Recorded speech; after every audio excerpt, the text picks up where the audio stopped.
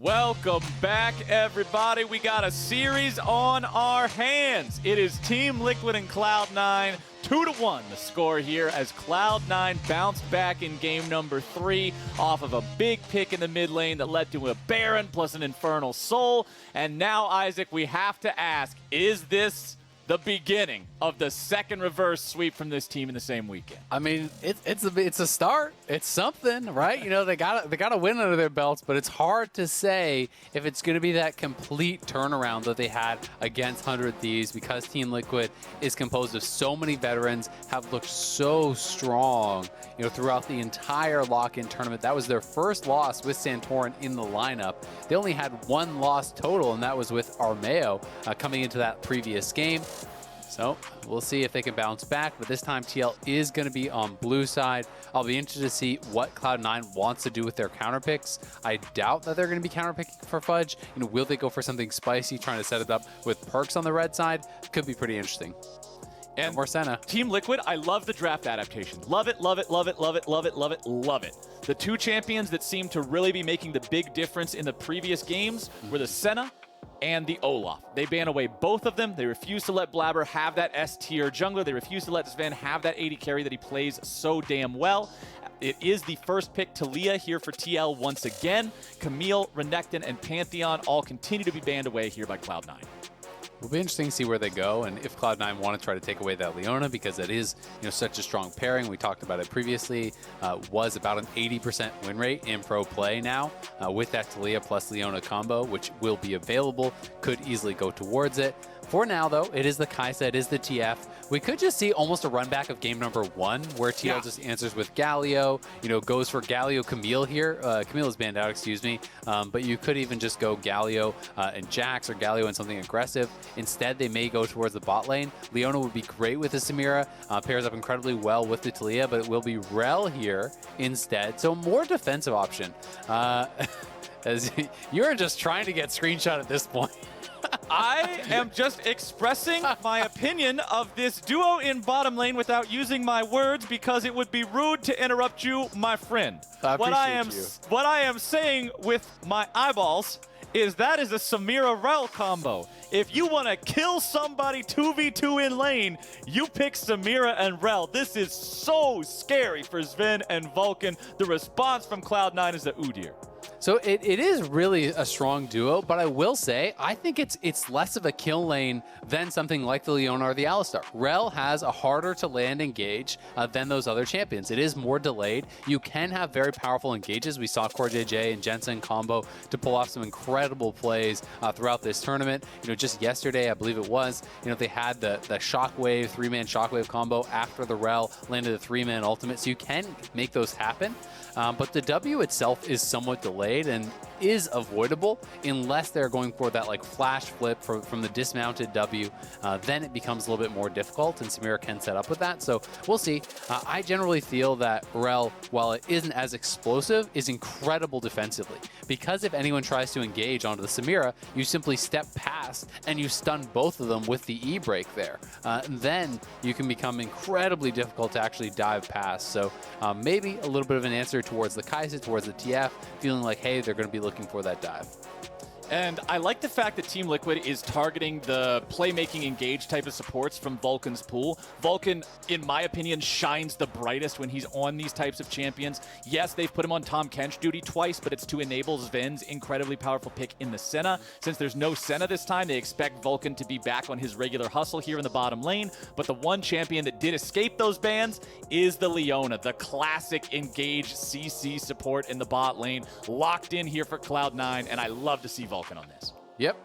And that's going to be really, really strong. They are actually saving last pick here for Fudge. So, you know, both trying to look potentially for a counter, but also protecting him a little bit by not allowing him to be countered by Alfari. Gnar makes sense as an easy blind pick here. And if you're looking for more magic damage, then, you know, again, Orianna is banned out, Azir is banned out, so it feels like once more we could just see Syndra. Those feel like kind of the big 3 for Jensen that he does really like to play in his comfort zone. So I wouldn't be shocked if it is just right back towards that Syndra. On the other side, it just depends how spicy Fudge is going to want to get. You know, we'll see what Jensen locks in, but into this Gnar, if you want to beat the Gnar, you generally have to play a pretty aggressive matchup. We've seen people go things like Jace into it. You can play even Aurelia into it. I would be okay with him just going tank again, even if it's less about the 1v1, because the Malphite is such a strong option into both the Samira, the Taliyah, as well as the Syndra. These are all squishy champions. It wouldn't be for the lane, but it would be great dive for the team comp. And I think that, you know, with the Kai'Sa there to really bring the damage, I don't think he has to go towards a carry. Okay, he's gonna do it anyway. He's going to opt into it. Okay. He's taking the Irelia into the Gnar in top lane, wanting to do some carry work of his own. We'll see if this was the right call here for Fudge and C9.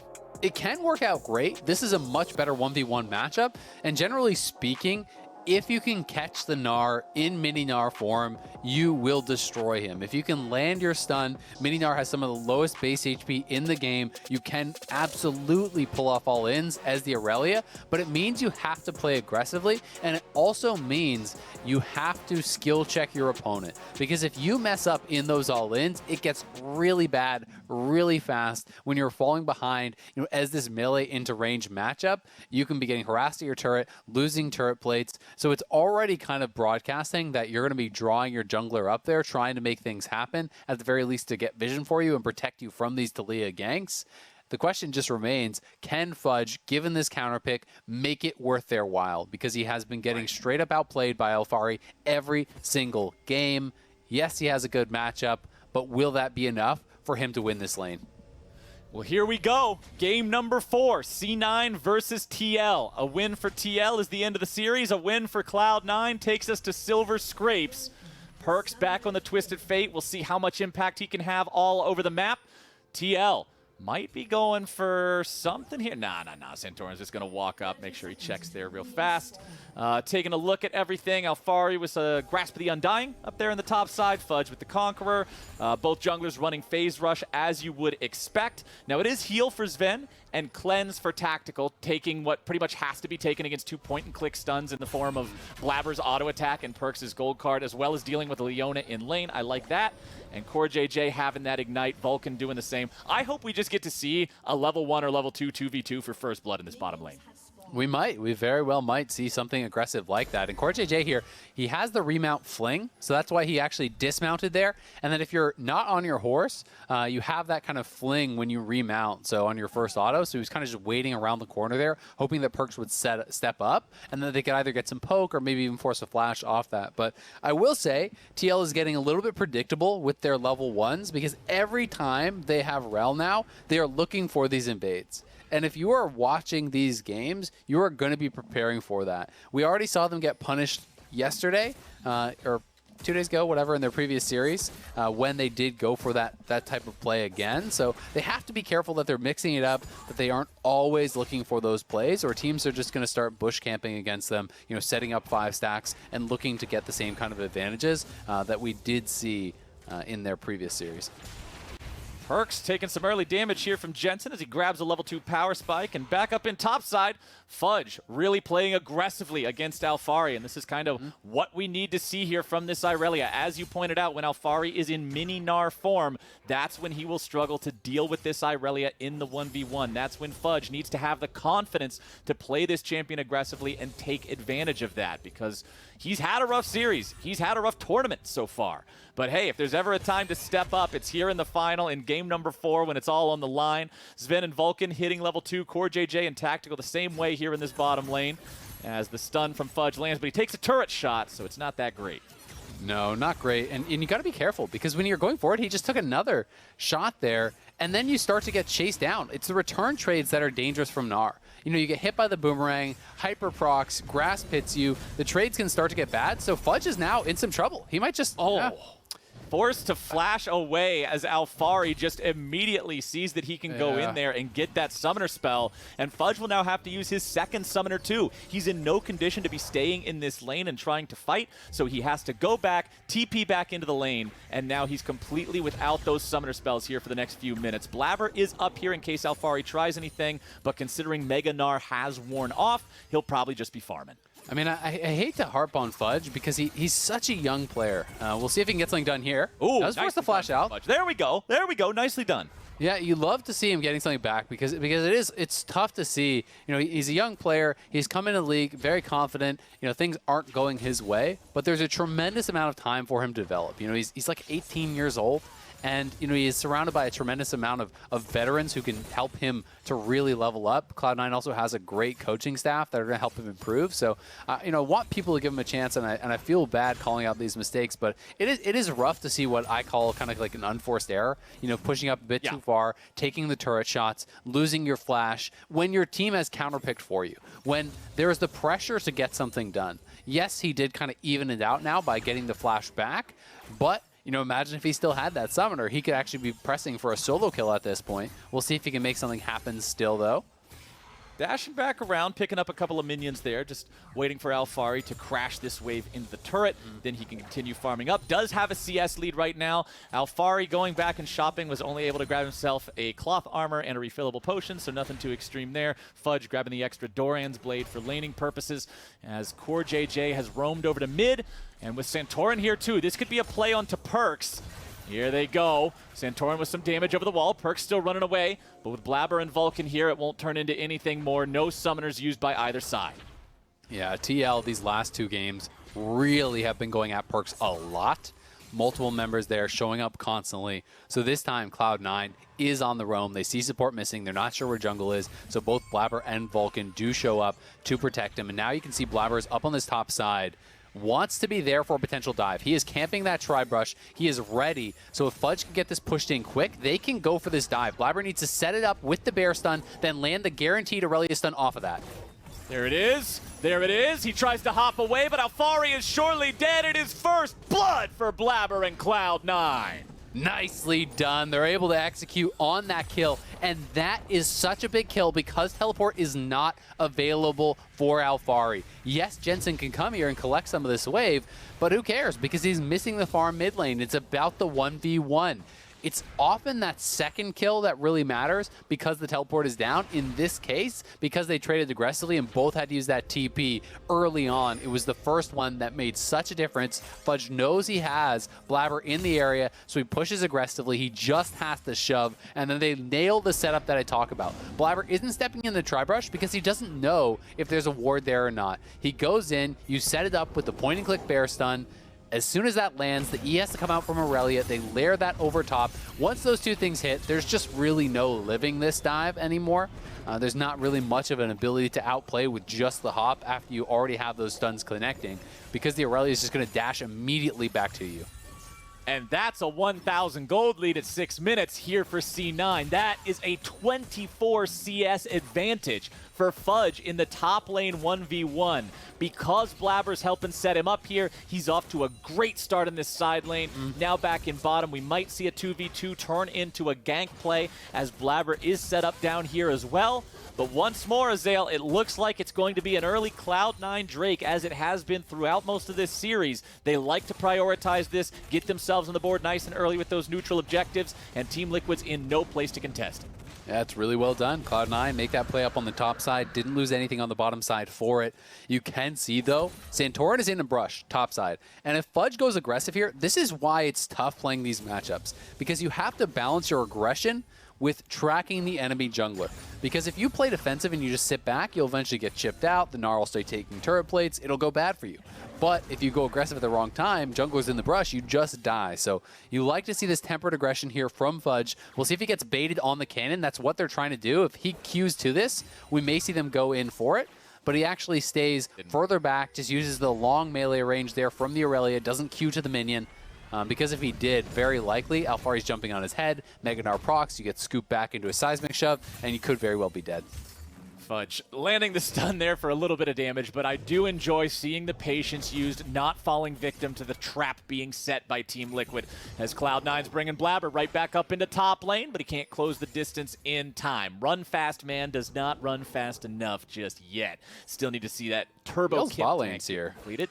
but oh man, Team Liquid, they've got both bottom laners ready to go. It's Vulcan up here. Sven is still back in the bottom lane, so he'll get free farming time. If this doesn't turn into anything for Team Liquid, they may have just sent too many people to the same place. They could go after the Rift Herald. You can see a control ward from Cloud9 is in the pit right now, but Santorin and Core JJ are working together to take down this objective. Sven is just hanging out down here, shoving plenty of minions up into the turret, and he should get himself another plate. They actually prefer this play for Cloud9. I think despite the fact that TL will get the Rift Herald, I think C9 actually win out on the play because you're giving solo experience, solo gold over to Sven, who was a little bit behind here. He got 2 plates. That's already 320 gold. That's already equal to the expected value of the Rift Herald. And they lost a good 2 to 3 waves to that tower.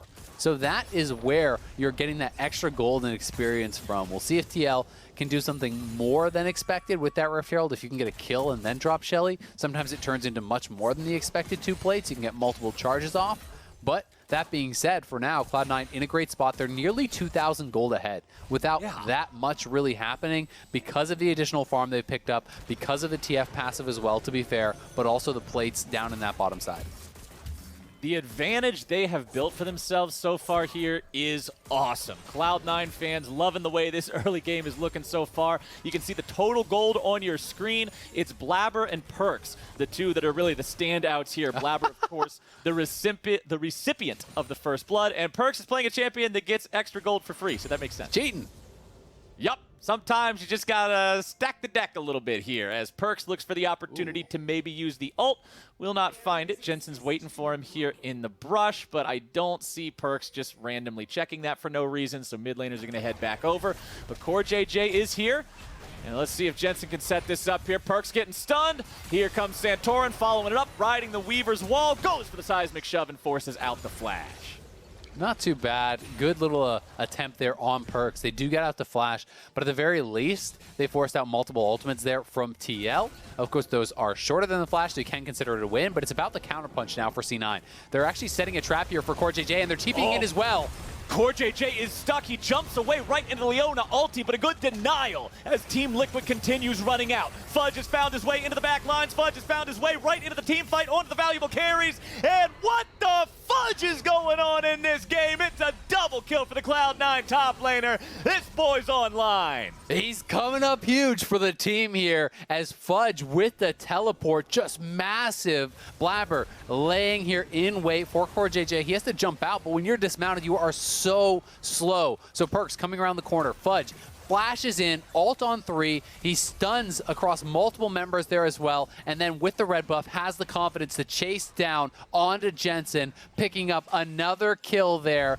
With this elimination game here, having the confidence to still go back to your youngest player here to say, yes, Fudge, we will give you the counter pick. It's up to you. You've got to carry this game. And then have him be out to such a great start has got to be an incredible feeling both for Fudge and for the rest of the Cloud9 players. He has the early Blade of the Rune King, and Alfari now is forced to go for a hyper defensive build here, rushing for the Bramble as well as the Tabbies, and we may see Perks just die. He's got no flash, no way out. Yeah, Perks had to use the Summoner spell on the last one, so with Core JJ and Tactical down here, they'll grab the kill on that one for free. Tactical just using the ulti, because why not? It's got a 3-second cooldown, so there you go. Perks is down. Finally, Team Liquid is on the board, but it is a little bit late, and they are still 3,000 gold down.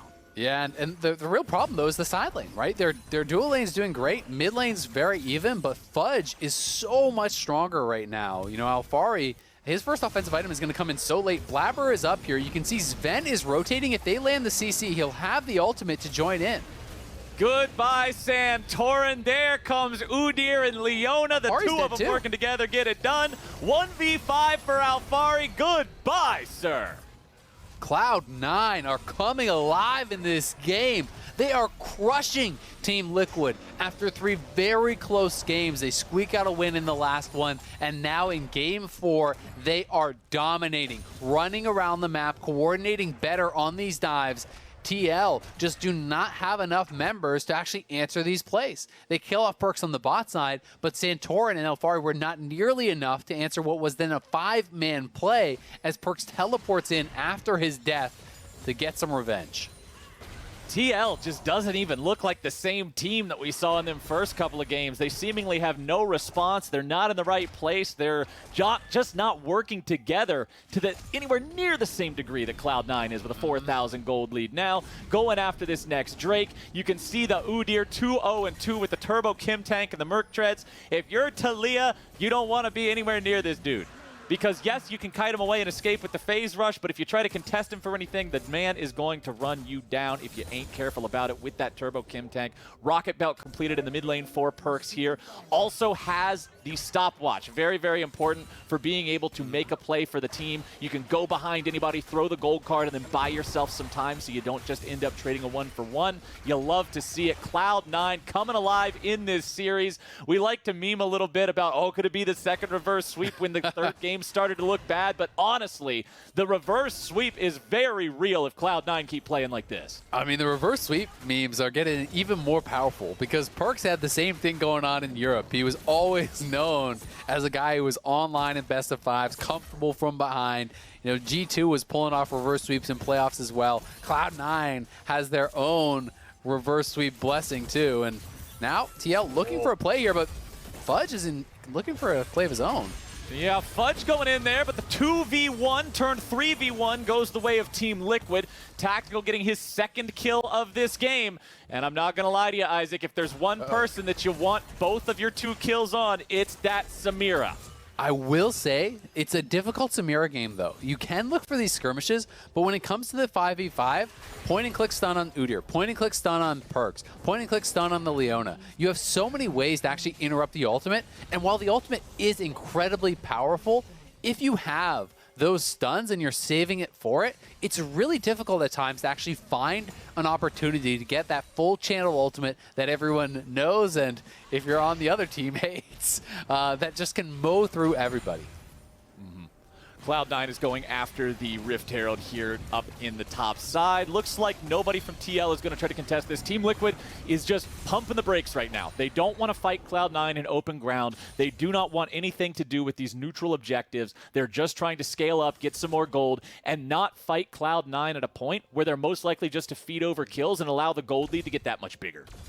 Exactly, and I think that is the right call here. They are looking for odd number fights. They are looking to find pickoffs where they can. Get vision, find someone who's pushed out in that side lane, and both of their kills were down in that bottom lane. First picking off Perks, then picking off Fudge. So it looks like that is their plan of attack. Again, cheating down towards this bottom lane with that tier 1 tower down. They're hoping that Fudge or someone will overextend to push out a wave, and then they can get a pickoff. Those are the kind of fights you want right now. Tactical is actually freezing that wave up in top lane, has the cannon there from that red side minions. Another wave will stack up. So we can actually hold a perma-freeze here if he wants to. We'll see if that is going to be the decision because they're trying to make a slow climb back into this game. And fortunately for Tactical, he's at a point where there's not really a whole lot of reason to break that freeze right now. Baron won't be alive for 3.5 minutes. Drake's still down for another 2. So he's comfortable up there, but it looks like he does want to change his position somewhere as Core JJ has to run away from Vulcan and Perks. Perks going in for the gold card here, gets the stun, but there's no follow-up coming through. Alfari nearly having the Gnar bar ready to go. Could jump over the wall and try something, but the rest of Team Liquid is a little bit far away. They don't want to go for it yet, and that means Cloud9 are the ones starting off the fight on their terms. Blabber runs over the field of rocks there from the Talia, but considering he has no dash, he can't trigger them unless he is thrown by a seismic shove as Alfari chases after Fudge here. Needs to land another big Q for the slow if they want to try to catch him. Misses it because he couldn't throw it over the cliff instead.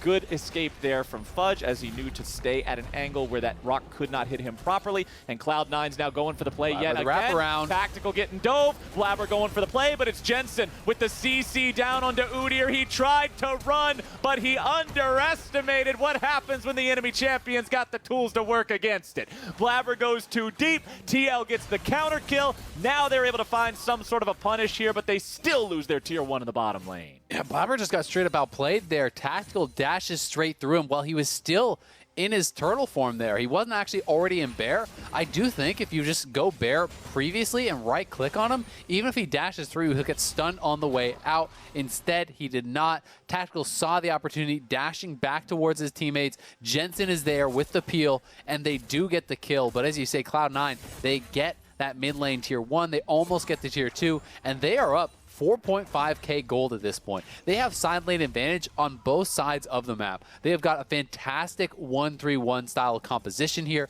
TL are the ones making a mad dash towards this dragon, trying to stop C9 from getting to Soul Point early on here. But I think that C9 have the tools to be able to actually contest for this. We'll see if they get out there in time to do so, because Perks is definitely slow getting out on the map.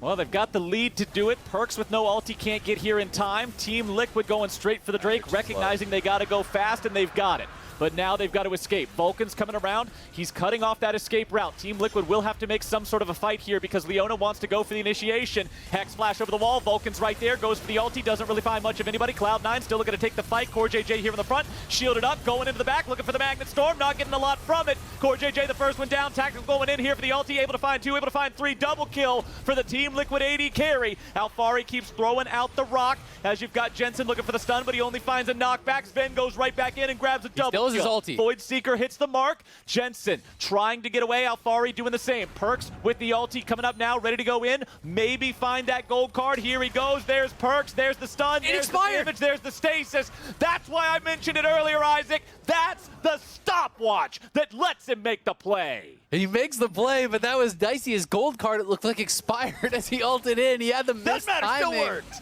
It did still work. He gets in there, even with the broken timepiece, able to pull it off. Sven is huge. So much patience from the Cloud9 marksman there, holding on to his ultimate and flash throughout that entire fight.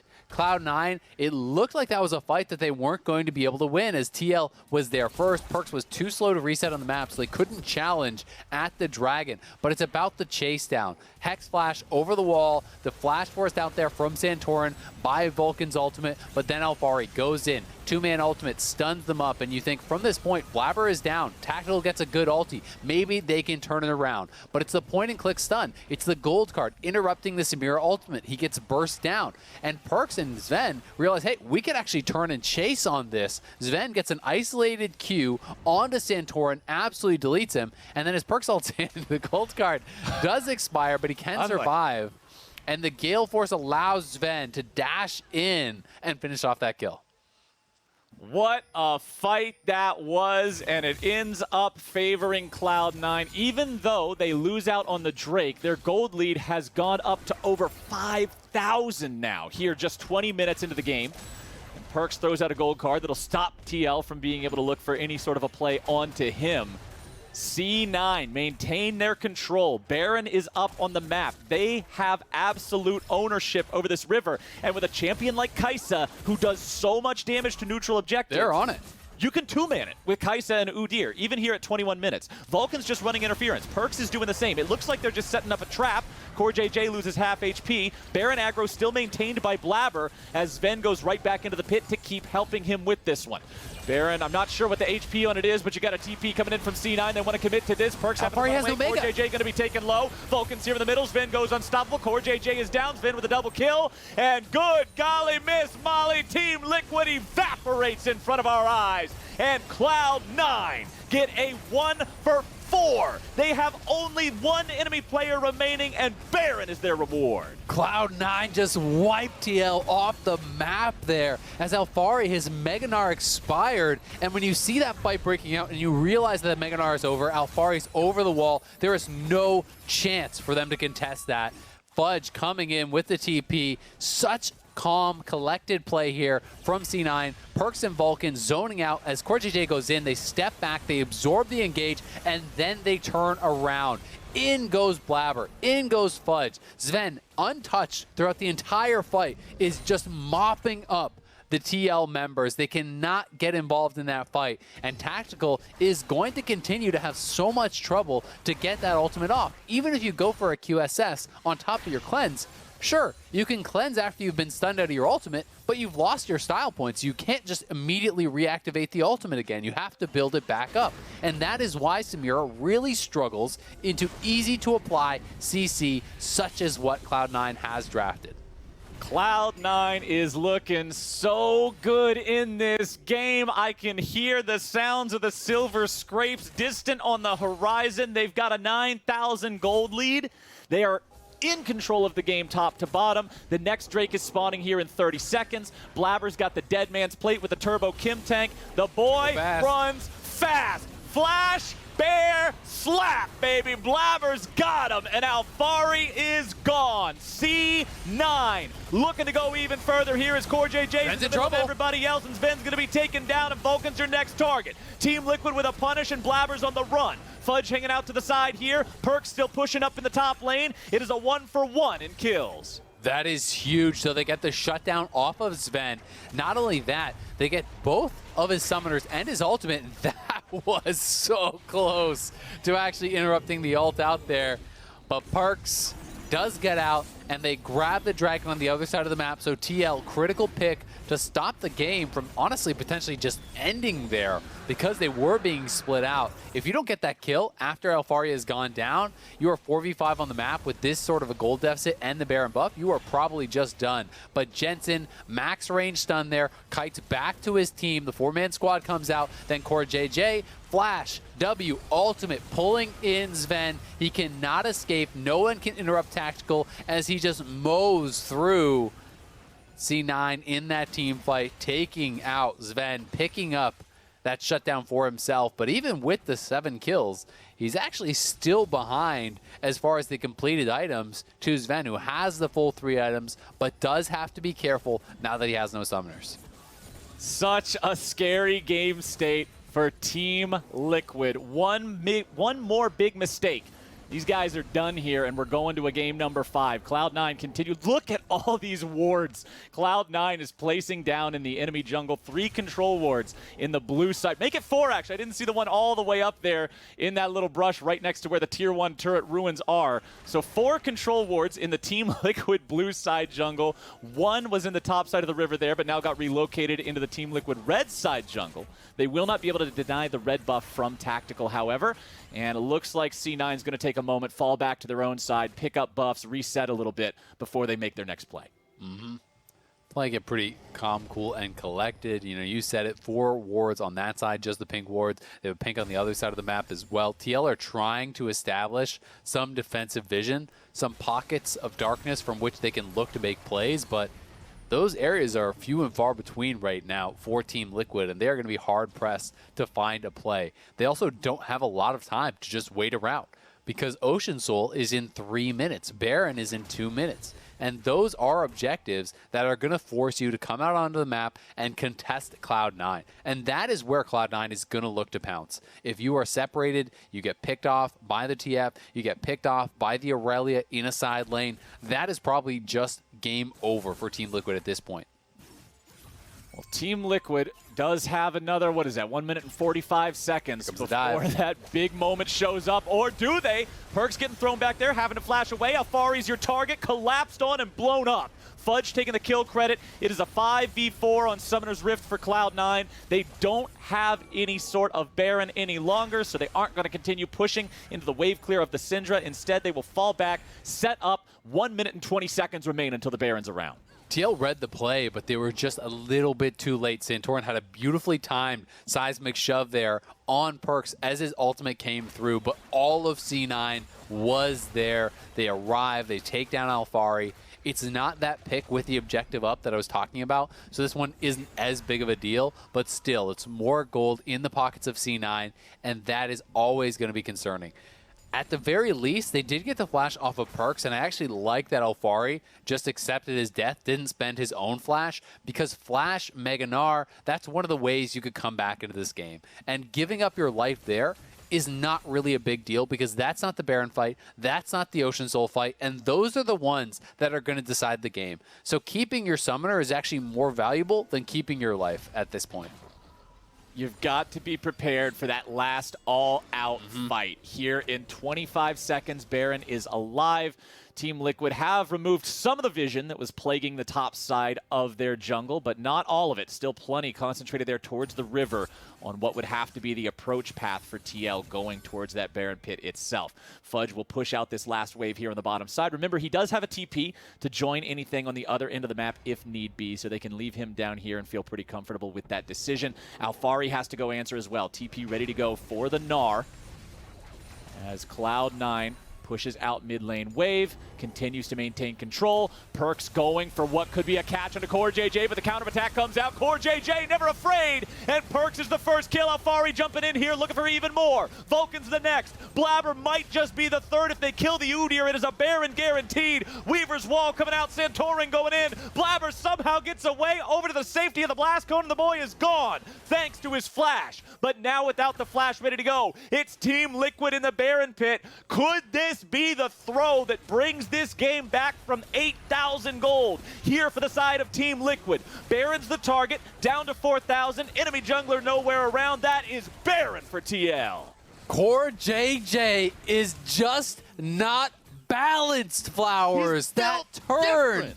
Was insane from him. He is constantly pulling back, baiting Cloud9 in as they step forward. At no point did he actually turn his character around to walk towards them to give any sort of a heads up that there might be a turn here. He is still walking away when he flashes back towards them and immediately turns the fight on its head. This is the kind of movement that baits your opponents into a false sense of security unironically. He never turns around. He's running away until he flashes in and immediately pulls in Perks. He goes down instantaneously as he has no Zhonya's. He had the early stopwatch, but then he went towards the Lich Bane. The turn from Core JJ is just unreal. This should not be a game that they should have been able to come back in, but yet here we are. He finds the pick. They get the Baron. They stave off the Ocean Soul, taking their second dragon, and Cloud9 are going to have to wait a little bit more time before they're going to have a chance to close out this game because TL are still alive. TL with another 2 minutes of Baron buff means that that's at least 2 more minutes before Cloud9 can really try to break the base, barring a bad pick. And in that last team fight, it sort of showed what happens when you have your top laner in that other end of the map trying to make sure he can teleport in while still applying the split pressure. If something happens in the blink of an eye, like that Core JJ re-engage, Fudge couldn't get there in time. Fudge was running up as fast as he could through the bottom side jungle, but by the time he's there, Perks is already dead. There's no opportunity to really do anything for him. There's no chance for C9 to try to bring it back. And now Team Liquid is leading the charge, grabbing some of these still standing gold fountains that are the remaining tier 1 turrets. That one falls there in the top lane. There's still one left to get back in mid, but they want to reduce this gold lead to something less than 8,000, man. They're playing from such a deficit. They got to use the Baron to get some of this ground back. They'll leave Tactical alone. He has plenty of damage here on the Samira. 3 items plus the boots fully completed. Has the QSS in inventory, so they can't just try to pick him with some CC. So Tactical can take down that tier 2 turret in the top lane and then group back up with the rest of the squad, taking away the enemy red buff too. This game is giving me flashbacks to the Tactical Callista game, you know, from last year, where he was just on this 1v9 mission. He has 9 out of their 10 kills at this point. Tactical must have a good fight for TL to be able to win because everyone else is so far behind. Despite this big swing in gold from the Baron, from the teamfight win, they're still 7,000 down. They are very far behind. And now Perks has the Zhonya's. That is very, very big. The stopwatch is completed on Fudge. He's got Asterix on top. These players are getting tougher to burst out. There are less options for them. It's really about Sven at this point because he's the only squishy member without a stasis available. He doesn't really have any defensive item. But to get to him, you have to fight through this really strong front line as well as all these point-and-click stuns. So Cloud9, they did give some ground there. TL found a great pick and has kept themselves alive. But Cloud9 is still very far ahead as far as the gold lead. And really, one big teamfight win could still spell victory from here. Cloud9 also still at 3 Drakes compared to the 2 of Team Liquid, which means TL must answer another one of those Drake potential takes here. Nice stun from Vulcan, but nobody's close enough for the follow-up. Instead, they're just going to leave Fudge splitting there in the top lane, trying to take down the next tier 3 turret, the first tier 3 turret, excuse me. Alfari makes his way back to the base in time. Oh, but the ulti from Perks puts him in the spot to try to take this one. Here they go. Perks has managed to facilitate the catch onto Alfari. Yes, the stopwatch will keep him alive for a moment longer, but the flash don't matter. Alfari is down. Team Liquid now on the run. Tactical could be caught. That would be huge if it's true. Vulcan falling back now. They're trying to deal with Core JJ. He's tanking up everybody, but he's likely to die here. Blabber gets the kill. He's on a killing spree. He's running away. C9 with a 5v3 on Summoner's Rift. Santorin, Tactical, and Jensen must somehow hold the line. Perks going forward, finding some damage, getting back before we get CC'd. Jensen stepping up here, trying to throw down a couple of spells. C9 will get their first inhibitor of this game, taking down the top lane of TL. Now they rotate over back towards mid. That inhibitor turret falls too. Gotta be Tactical careful. could be in danger of getting stunned. Should have his W to stop that. Yes, he will. Perks walking right back away. Is a little bit low on HP. Blabber leading the charge, going for the follow-up damage. Jensen into the stasis. C9 has got the bodies. They got the kills. They got the plays. Oh, baby. Santorin's the last one up. Alfari just now respawning. Sven with the flash forward on the Acathian Rain will not get the kill. Now Core JJ is back on the map too, trying to provide some sort of an opportunity here for a punish. Alfari without the damage to kill off Fudge. Oh, but here comes Perks. He's getting right back into the fight now as well. It is a 5-man push versus a 3-man defense. C9 looking for the kill. Santorin taken low. The kill comes in and they grab Alfari yet again. Ladies and gentlemen, you wanted a final. We got ourselves a final. C9's onto the Nexus. C9's going to take the win, and we are going to game number 5. Oh my God, I can't believe it. Game 5 after the start from this series. Team Liquid was looking so good, but Cloud9 battling back there at the end. Those are the late game calls I feel that made Perks' career. Those types of plays that he is famous for finding creative ways to win games, for always looking for that winning play. And in this case, it is TL who are out on the map trying to get ready for the Dragon, and Perks has Fudge in the side lane. You know, they are looking for that backdoor, looking for that killing blow. It's only Alfari there. It's the Gnar that is very far behind, and Perks with the ultimate joins up. He's got the rocket belt. He's got that rapid fire cannon. He has the long range gold card to set it up. They get the kill, and that was the straw that broke the camel's back. TL could not defend from there, down a member, despite Core JJ having a great re-engage in mid lane. The team was in disarray. No one was with him beside Tactical, so no one could follow up on that turn, unlike the previous fight. And it is that type of hit-and-run tactics that can make it so difficult to play against TF and Aurelia, who are able to split the map like that. And I am reminded of the wise words of Mr. William Scara Lee, who talked in the past about playing a reverse sweep and how it's so rough being the team that wins the first two after you lose the second two, because you're just stuck sitting there thinking, oh man, it's happening. We got to stop this. It can't be a reverse sweep. Whereas for the other team, Cloud9 has got to be feeling energized about these past couple of games. They looked particularly good here in this fourth one. Of course, that mid lane turn from Core JJ was brilliant, but it's still C9 showing up as the better team in game number 4. And now it's just one more left to decide it. We're going to a break one more time. But after that break, we're going to hear from the State Farm Analyst Desk ahead of our 5th and final game. Don't go anywhere. Game 5. Oh my God, it's Silver Holy straight. shit! Ugh.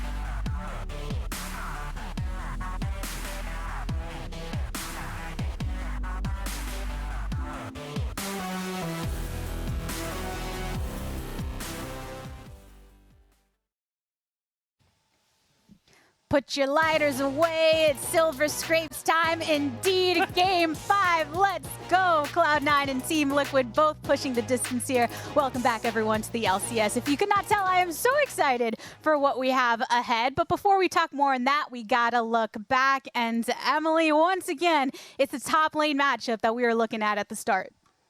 Yeah, so, you know, this starts off and everyone's like, oh no, you know, Fudge kind of messed up his lane and Alphari's going to body him again. And I think C9 did such a good job to be like, nope, you know what, you're comfortable on this champion, you can do this. Blabber's going to come up here and, you know, Santorin is not near here, even though he could have pathed topside at this time, actually. And, you know, you set Fudge ahead. And this basically, you know, gives Fudge the edge over Alphari for the rest of the game, and C9 played around that, you know, really well. And it's a different look than we saw from them in the first, in their other win, you know, where they're like, okay, 5v5. This is like, you know what, you're comfortable with this, we're gonna get you ahead, and then you're gonna be able to beast through these team fights. And overall, I just love the idea. It's something that C9 has always done well as an organization, even though the coaching staff is different this year, playing towards the strengths of your new players, not backing down. And so when you get red side counterpick, you're damn straight he's going to go after that Gnar and try and get a kill lane, and they're going to support it with a global. There's no global to match on TL. Once he gets ahead, he shows really clean mechanics in that engage, hitting the 3-man ultimate and being able to follow up and chase down under a turret. Like, this is the Fudge we've all been waiting for, and it just exploded right when it mattered most. I mean, it's funny, too, because you can see it happen. All right, you got your Malphite game. They're hovering it in Champ Select. Again, they're like, all right, you're out of jail. Go ahead. Carry matchup. Get in there. Counter that Gnar. Aurelia is so good into Gnar because you can instantly close that gap. You just need a little bit of jungle pressure to finish off that kill.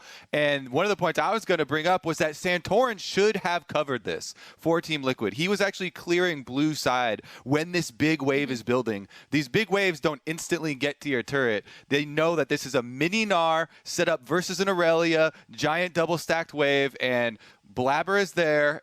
No defenses for Team Liquid. They have like Jensen teleporting afterwards to kind of pick up the scraps. But that single play is so much of the mid game because you have giant double wave lost. He's so far down for top lane, so you just lose all the pressure to the Aurelia.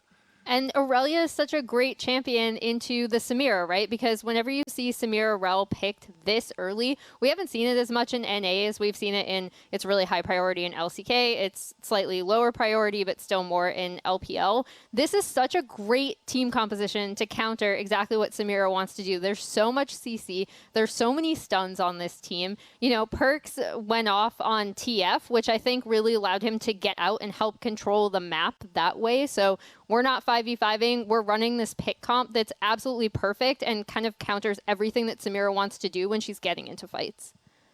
And even going from the last game into this one, a lot of the team fight is what we're looking at because the coordination on both sides. So if we're looking at some of those specific moments, Kobe, this was definitely one of them. Yeah, I mean, Blabber here on the Udyr, Turbo Chem Tank, charged straight down the river. But Team Liquid kind of grouping up inside this brush. Are able to evade the initial Leona ultimate, and CoreJJ turns it back around, trying to flash into the back. Front line's being traded over there, but Tactical, I have to say, he did so well despite all of the stuns on this team comp when we're looking at it and talking about how, yeah, Udyr can counter a lot of these newer, fancier champions by just slapping them with the stun and stopping them. I think Tackle did get a pretty good job with what he was facing against. Perks with his Hourglass, though, basically a Messiah into the back lines to allow the extra kill and pick up for Kai'Sa.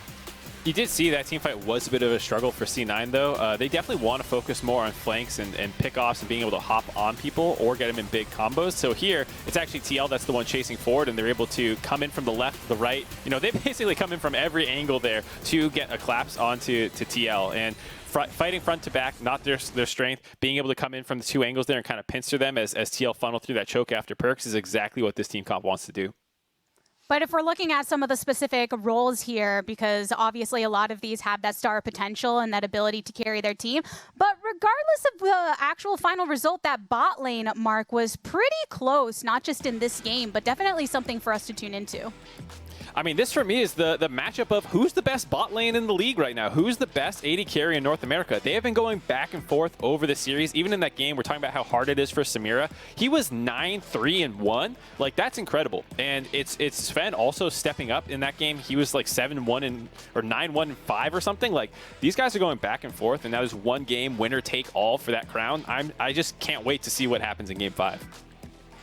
Game 5 is going to be a doozy, Kobe. I mean, after the first two games, right, you're thinking about the fact that, all right, Team Liquid are looking extremely strong, but Cloud9 coming off of these back-to-back victories, what does that do when you're on the back foot going into Game 5, knowing what Cloud9 was able to do just a series ago for themselves? I'll tell you what it does. It floods your timeline with memes because it's happening. Cloud9 with the reverse sweep out of nothing again. Are you kidding me? With how decisive these first two games were. When the third game happens, everyone's like, ah, ha, ha, yeah, they're doing it again, you know, with the turnaround. But now they're here. Silver Scrapes is playing, and it's off the back of a lot of improvements throughout the team as we're seeing these step-by-step changes to champ select for Cloud9. The refocusing on what they are really good at. And that's the important part of lock-in. For this whole tournament, it has been a lot about teams talking about what are they going to learn, how they're going to test things a lot on stage. This is prepping them for Spring Split. And I've just loved seeing all of these teams doing that, pushing people out there. That's why you see stuff like, all right, Fudge, we're not going to put them back-to-back Malphite games. Get out of my champion select. Put them on the Aurelia. It's these types of things pushing the tournament forward. And I'm glad that this is the way that it's going to end. Well, I'm thinking in what some of those win conditions are from the perspective of Team Liquid, who have elected to go back over to blue side once again. Emily, you spoke about Team Liquid's ability in past games to find ways to get trades when other things are lost in parts of the map, the way that they can react. Is there anything maybe capitalizing upon that going into this game or other win conditions you can think of for them to get their head reset and bring this to a close? I mean, this is a pretty veteran lineup. I'm not super worried about them dealing with any sort of tilt or anything like that. I think what they do have to do is, like we saw it in, from my perspective in Game 3 specifically, where you did still see TL like getting map advantages, right, when they could. And I think they are generally going to be a smarter team around side lane pressure, around cross map trading. One of the things that Perks TF did really well in this past game is actually mitigate that a lot. So going into this final draft game, I think they really just need to take a step back and be like, you know what, we do these trades better, pick a draft that they can easily execute and go from there. This is Game 5 of our first ever finals of the LCS lock-in tournament. So first Mark, then Kobe. I just want to give you the opportunity. Any last thoughts going into this juggernaut matchup that we have all been awaiting? I'm not flip-flopping. I'm holding my PL. I don't got paper hands, man. Let's get right to the action. I don't want to hear any more talking. All right, after 3 weeks of games, or 40 games among them, there's no better way to end it all than get us some silver scrapes going. Again, on the other side of this, we have our lock-in tournament finale. See you then.